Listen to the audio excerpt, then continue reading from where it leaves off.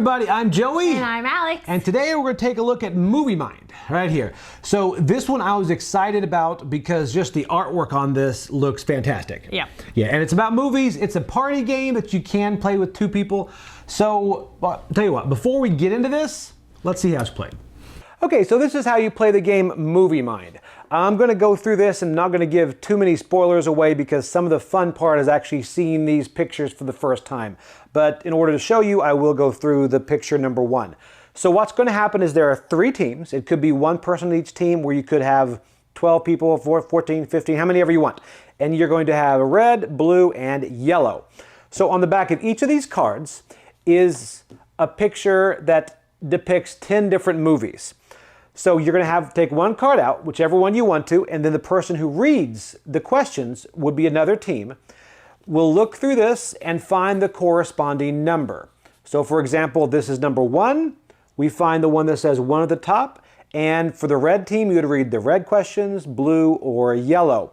So when everyone's ready, you are then going to flip the timer. And you also flip the card. Now on this card is a picture that depicts, like I said, 10 different movies. So it could be a question like, this movie has a character named D'Artagnan, and they'd say, the man in the iron mask. There it is. And they'd go through different questions. You have 5 questions, and the interesting thing is the first answer on this is the one you take. So if somebody shouts it out, they only get one answer, and you move on to the next one. So you go through until your time is up, or you've asked 5 questions, and they get 1 point for each correct answer. And at the end, every time there is a question in bold. I don't know if you can see it right there. It's not really zooming for me. Right there in bold. And that question is asked to everybody, and then they yell out the answer, and whoever gets that correct answer gets the point. So whichever team yells it out correctly. So then this one is discarded.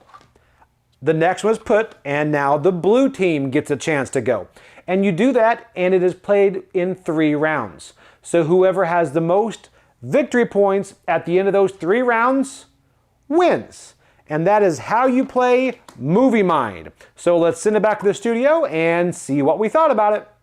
Okay, so that is Movie Mind. There you go. And I know it was very hard to talk about the game without showing you the pictures because the pictures in this are really most of the fun. I was going to say the pictures and the artwork in this game is what makes this game. The pictures are amazing. Don't they say what in each picture is what there's 10 movies hidden? 10 movies.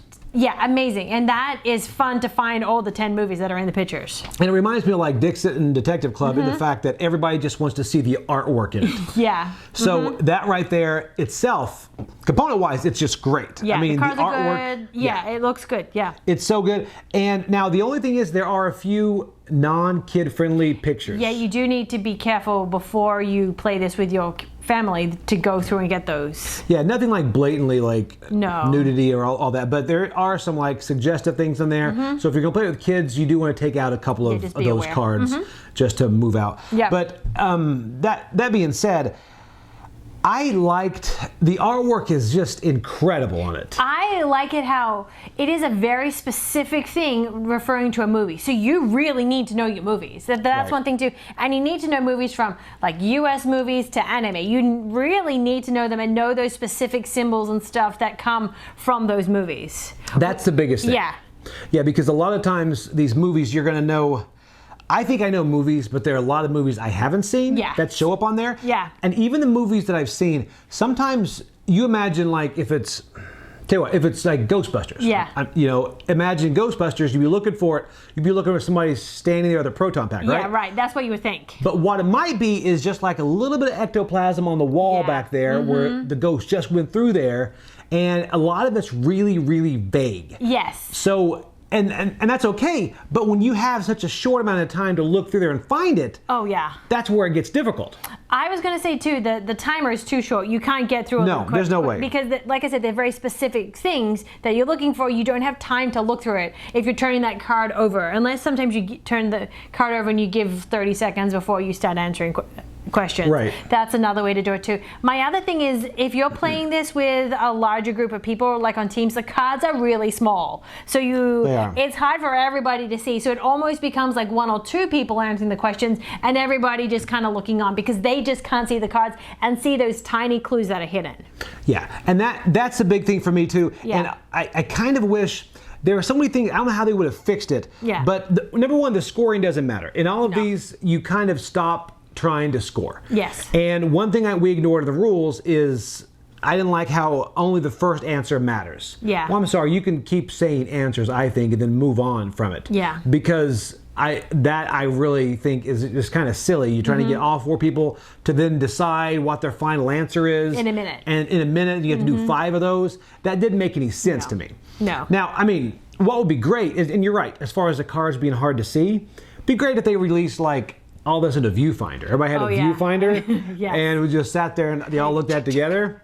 Yeah, that would be awesome. Yeah, viewfinder, give them a call. They're not doing much right now. I mean, they're probably just sitting there at home looking through their viewfinder, so they might be willing to do it. But but no, the artwork is what really sells this, and you're going to actually turn into sitting there afterwards just looking at the cards. I made that exact same point. This game always ends with everybody just turning over cards and looking at them, trying to name all the 10 movies. Thankfully, in the instruction book, they have for the numbers or the movies that are listed in every card. That really helps. But this game always ends the same way. It really does. It does. Every time we play it, it ends the same way. You just know it's going to happen because people want to see. They want to guess. And luckily, they do have that little key at there that shows the picture, then the 1, 2, 3, 4, everywhere where that movie is depicted. And this is how vague it is. You can see, it'll tell you that movie is depicted in there, and you're like, where? Yeah. And then you have to look on the key to figure out where. Now, all that being said, is you want it to be vague. It can't just be in your face the whole time, like the Christine car right in the middle. You know, so it's that type of stuff is kind of vague and kind of adds to the fun of it. Yeah. But then it also, I think the replayability on this is probably low. I was going to say, I played this game many, many times now, and I've had the same cards every time, and I kind of know the answers that are going to come. And I'm like, well, it's going to be How to Train a Dragon, or it's going to be this, or, you know, like you know what's going to come because I've seen those cards so many times. Yeah. So... yeah, I mean, there are a lot of cards there. I mean, I think they're like 190 or 100 or something. But the biggest thing is once you see a card that you've seen before, you're going to remember it. Yeah, you can't unsee it. So it's nice to play with new people. Yes. And let them guess and kind of watch to see if they get it. Yeah, that's what I try and do with like those times I played it. I try and be the question person. Right. Because, you know, I don't want to, you know, be unfair. Yeah. So anyway, if you like movies, this right here, for just the artwork, is a fun game to get. Absolutely. And it's really fun. I wouldn't say it's almost a party game, but just because it's hard to see it, I would not say it's a party game just because, like I said, those cards, you have, what, 4 people squished around one little tiny card? Yeah, that gets annoying. I'd say it's a large group game, but not a party game. Yeah, absolutely. Yeah, unless you can get one of those old, like, old-timey projector things. Oh, shine it on the wall? That's a great idea. Hey. Or viewfinder. So, anyway, all right. So, what did you think about it? Like, give me a number. My number, I would give it a 6.